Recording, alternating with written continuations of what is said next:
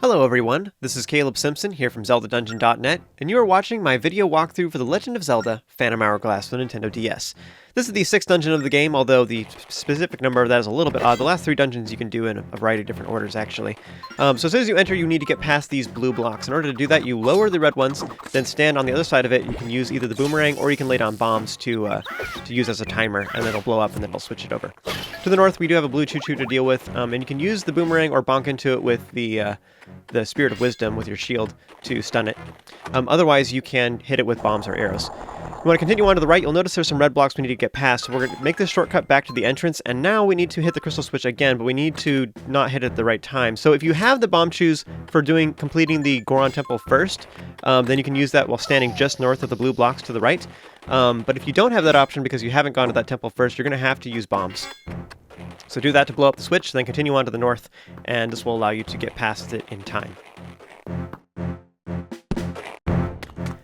So on this floor we have a new mechanic. There's these pegs that you can stand on top of. You can do that by just tapping on them, and we're going to use this mechanic extensively throughout this dungeon. But while doing so, this raises you up 1 level, and so that way you can reach this crystal switch. So shoot it with an arrow or hit it with a boomerang or something, and then hop down and you can get the goodies here.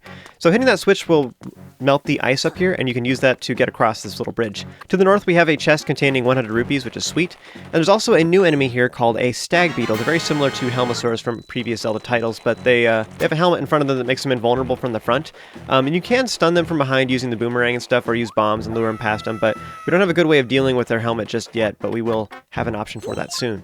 So our next objective is to pull some levers, and you have to pull them in a very specific order, and so if you wander around the room, you can figure out what that order is. Now, if you don't want to find the clues with me, you can just skip ahead in the video a little bit, and you'll see the finalized order.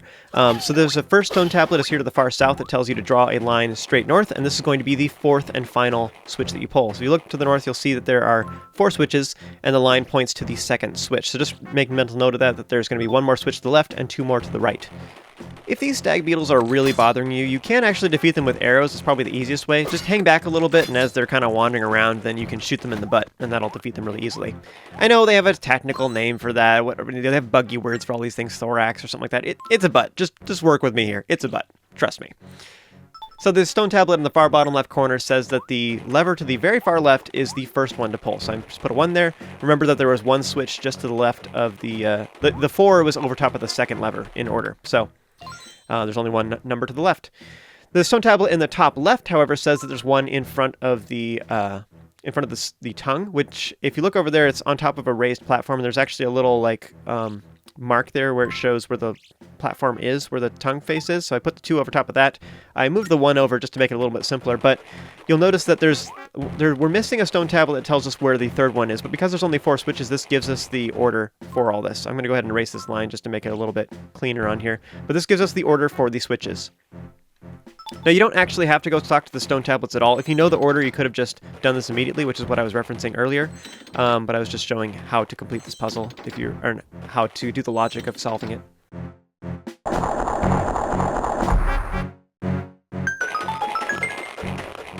Alright, this gains us access to the central platform, and there is a stag beetle right here. I really don't like dealing with these guys up here. These platforms are super easy to fall off, so I just try to get rid of all the enemies as soon as possible. Up ahead there is some new enemies called an ice bubble and an ice keys. They work just like the fire varieties that we saw in the Temple of Fire, actually, but they freeze you instead. So they actually do the same thing. They do damage over time as well, but they'll actually freeze you in place, which makes you a lot more vulnerable because you're stuck in place and enemies surround you in the meantime, and they'll do damage to you once you finally pop out. It's horrible. So I try to be really careful and keep my distance. You'll see there is some crystal switches up here, but they deactivate very quickly, so we'll have to activate multiple ones of them at a time, which will make sense here in a little bit. Continue killing the enemies. Try to just be really careful not to fall off these ledges, because it's a pain. You have to work your way all the way back to the center platform again if you do that, if you fall down. So once you have defeated all of the enemies in the upper area, this will show a short cinematic of the crystal switch to the left. So you want to use a bomb and throw it down there, and when it blows up, this will swap the red and blue blocks. Now you'll notice there is 2 sets of blue blocks here on this floor. So one of them is down below, so hop down, and this will gain us access to this treasure chest that contains a wisdom gem. Yeah! So then you can look over to the right. There's actually another one on the upper platform where there is some more blue blocks there. So work your way over there.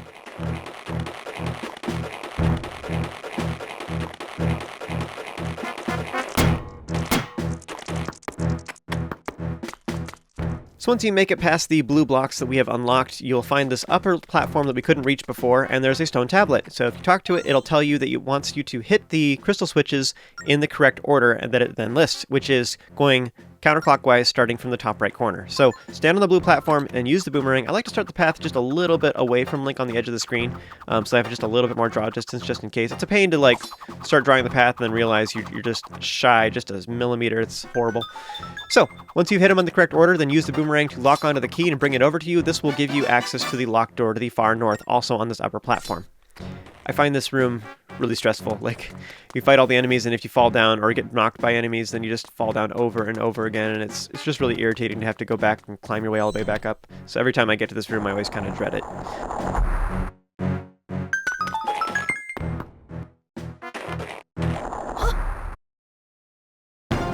So this room locks us in with some ukes, which honestly are not that big a deal. You should have more than enough bombs, but if you don't, there is some bomb flowers in the corner too that you can use to defeat them as well. But just keep defeating them, and you can alternate between using the Spirit of Power if you want to as well to do additional damage to kill them even faster, and that might be another option. But otherwise, just spin attacks work really good. It is kind of a pain though because you can only stun one of them at a time pretty much.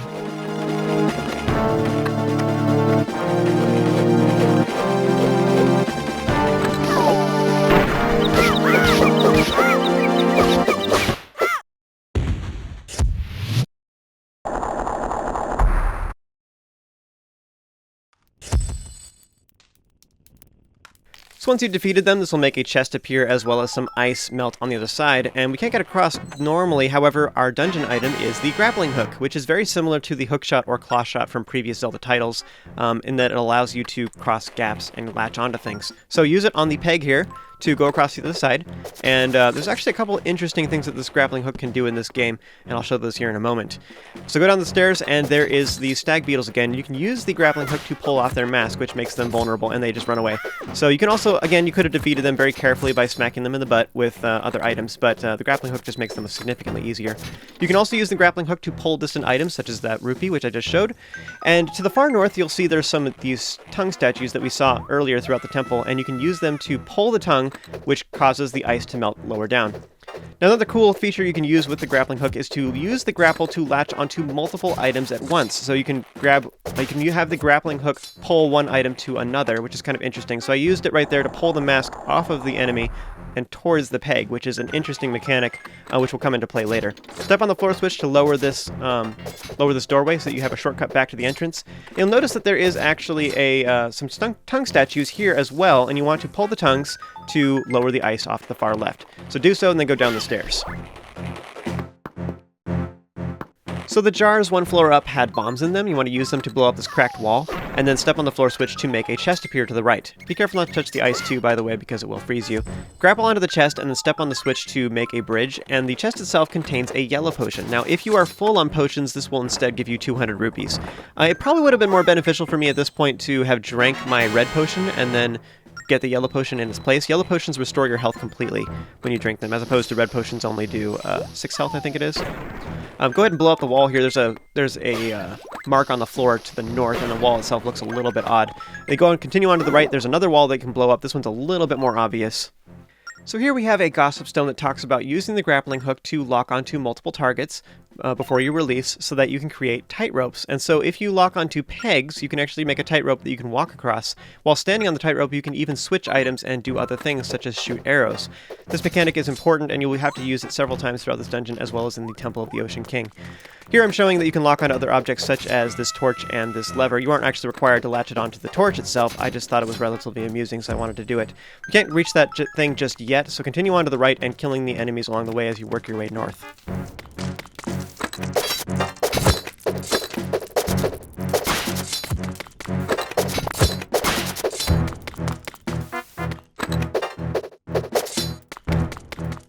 So this particular tongue statue actually can be pulled a long distance, and the distance that you pull it determines how long that this timer will last. So doing so will melt the ice to the south, so you want to pull it as far as possible. So do so, and then you want to maneuver your way over here to the left. It is a little bit tricky because of the icy platforms. You might have to overcorrect a little bit to like drift a little bit to get through here. Jump across this gap while the ice is melted, and then you can open the chest to get a small key. Now unfortunately we cannot leave to the left, so we'll have to find another way out. So push the block to the north, and then step on the floor switch to create a bridge so that we can leave this area.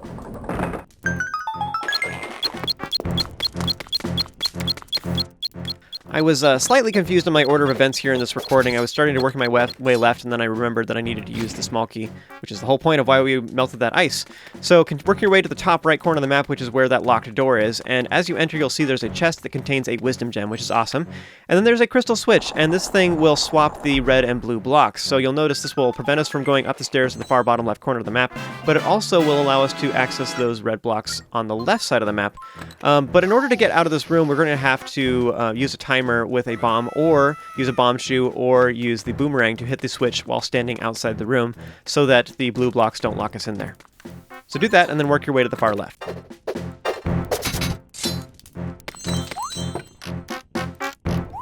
This next part you could have technically done earlier, however, it wasn't required until now. You want a tightrope across the middle here, and while standing on the tightrope, you can actually switch items, which is, I know it's kind of odd because you're still in the middle of using the grappling hook, kind of.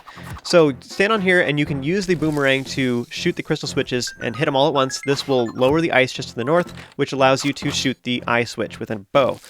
So do so, this will melt the ice to the left. Now before we head over there though, there's a couple things you want to do. You want to prep the way a little bit. This next puzzle is a time puzzle, and I actually find it fairly stressful. Like, there's a lot of stuff going on in a very short period of time. There's some enemies here though, so I like to use the boomerang to kill all of the ice keys so that I don't have to worry about them. So I'm going to go ahead and do that here on the far left, and there's actually, this one was technically a little bit to the north, and it's usually not there.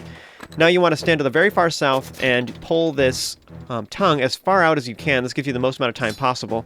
So do so, and this will lower the doorway in the far north corner of the room, and we're going to have to go across this area to the left. Now to do so, we want to blow up this wall, which I did earlier, and then grapple across here. Now that we've lowered the red blocks by using the crystal switch in the far top right corner of the map, we can then grapple through all this. Now if you kill the ice keys, then you don't have to worry about enemies getting in your way. And if you're confused about getting stuck here, if you didn't make it in time, you can grapple back to the torches, actually. Torches are grappleable, so if you get stuck here, that's how you do that. Once you make it through in time, then you want to go down the stairs. So on this floor, use the grappling hook on the torches to the left, and then work your way into this room where we get locked in with a uke. Now this is totally easy at this point, like there's only one of them, and we also have a bomb flower in the corner. You should have more than enough regular bombs though, which have faster reaction time though. This dungeon honestly has several different jars that are filled with bombs throughout that we've been collecting, so you should have way more than enough bombs. Once you've defeated it, then the ice to the north will melt, and you'll have to grapple across all of these gaps. Now, something interesting to know is you can totally use different items while on these, and you might want to switch to the boomerang and stuff to take care of some of these ice keys up ahead. Something else to keep in mind while going across the tightrope is you do move fairly slow. You move a similar speed to when you're carrying the boss key, so just bear that in mind for like getting across this blade trap right here, is you want to kind of wait for a good time when you have more than enough time to do it.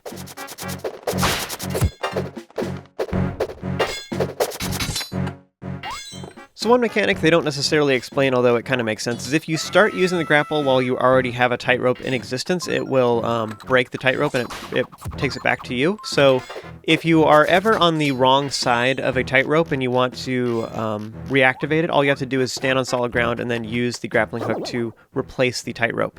This will remove it so that you can place it again. So the Gossip Stone here explains there's another creative use for tightropes. You want to use a tightrope in between these two pegs, and then you can press against it, and then it will launch you forward. Now, it doesn't just launch you forward, though, it also launches you up, so you can use that throughout the game to reach higher platforms, which is an interesting mechanic that'll come into play later. And it's particularly useful to remember for the Temple of the Ocean King. So if you ever see two pegs next to each other, you can probably use it to do something pretty fancy.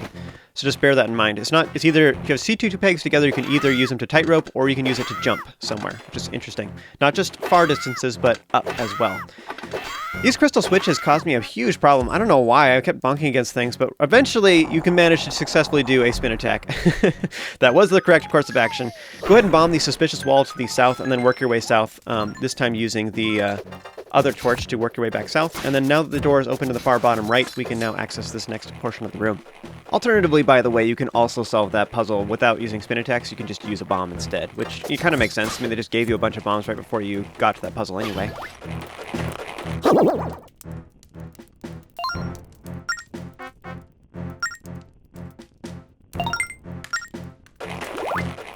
So as I was explaining earlier, you can use two objects to create a tightrope to slingshot yourself up onto upper platforms.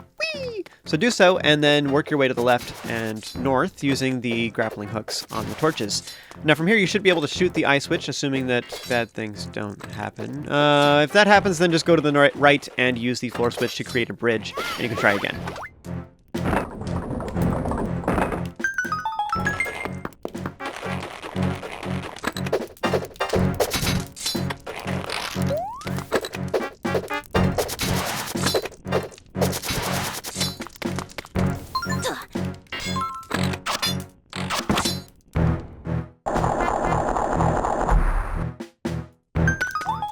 So once you've unlocked that new area, you'll find there's a tightrope right ahead, and there is some eyes that will shut anytime you're faced towards them, so we need to figure out a way to do this. Now, you want a tightrope here, and now we need to get off the tightrope. You can't jump, so how you do this is you actually just use the grappling hook again, which will deactivate it. So stand a little bit to the north, make the tightrope again, and the idea is we need to shoot these eye switches, but they're only active when we're facing south. So what you want to do is aim to the south and bounce it off of your tightrope to reflect back and hit the eye switches. Now once again though, we can't get across here just like this, so we're going to have to activate the grappling hook again to remove the tightrope so that we can get past it.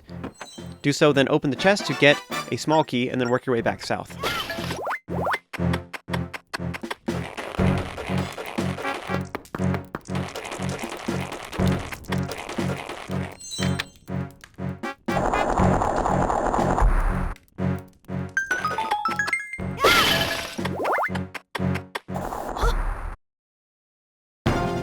So in the next room, we are locked in with a uke as well as several other ice keys. Now, you can defeat all of them with bombs. We just got a whole bunch of bombs in the room outside, so in the jars, so you just have a ton you can mess around with, so it's fine. So just throw bombs at them like crazy, defeat them, it's super easy. Then a chest will appear containing a purple potion. Now, if you are currently full on potions, it will give you 200 rupees instead. Purple potions are worth 80 when you buy them at the local shops in towns, so you can buy them anytime if you want. So generally speaking, the rupees would be more worthwhile, so it's probably better to just leave your potions the way they are. However, like for example, I'm currently wearing a red potion, so I could drink that and get a purple potion instead. Purple potions restore more health, and they also heal you when you die. So if you're concerned about it, then maybe switch to the purple potion. Otherwise, hang on to the rupees would be better. So just leave your potions as is, open the chest to get 200 rupees. Anyways, after you kill all those enemies, this will open the door to the south, get past the rock shoe, and then now we have a bunch of pegs to work our way upwards. How this works is you stand on top of them so that you can grapple to the next peg, then stand on top of that peg and grapple to the next one. Once you get to the top of this tower, then you will be able to lower the ice using the floor switch here. This area is like so awkward. I like always manage to fall down here with this stag beetle, and I'm not sure what happened here. Maybe the grappling hook doesn't work when you're super close. I'm not sure what's going on. Anyway, defeat the stag beetle, then work your way left very carefully along the ice. Once you reach the end, step on the floor switch, and this will lower the ice in front of the big chest to the very far left of the map. And you can get back quickly by simply just grappling onto the torches to the north.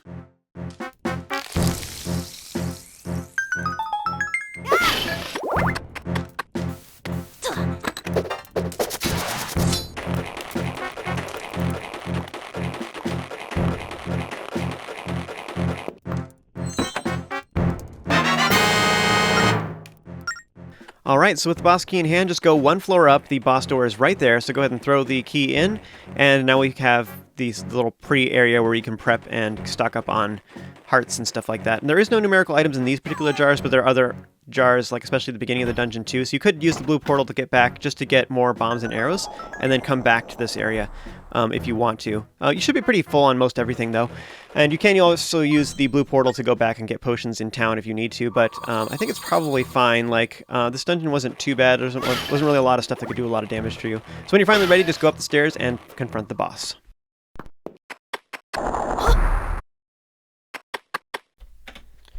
Alright, so here we have the boss of the Ice Temple, Gleeok, the two-headed dragon. Now these guys have two sides, one of them is red and one of them is blue, and they shoot fire and ice respectively.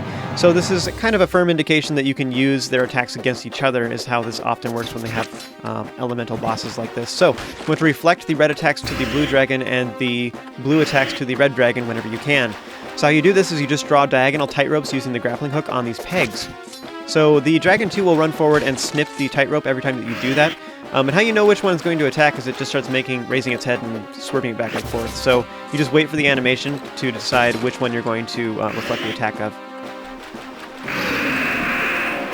So occasionally the two dragons will submerge themselves, and this creates a giant wave. You want to hop onto one of the pegs so that the wave doesn't knock you down. But other than that, you can actually hop off for this part where the water level is raised. You can just hop into the water, or you can stay on the tightrope. Either way, I actually like getting off the tightrope because sometimes you can dodge off to the left or right, like past the tightropes, and this gives you like more distance that you can run. But you actually move the same speed as when you're on the tightrope versus being in the water, so it doesn't really matter too much. You're just trying to avoid that initial wave, but other than that, you can do whatever you want. So I personally like to hop off and stand in the water myself. So here I accidentally tightroped to the wrong side, so it didn't actually do anything, but our goal here is to remove both of their helmets. So once they're fully exposed, we'll move on to the next phase of the battle.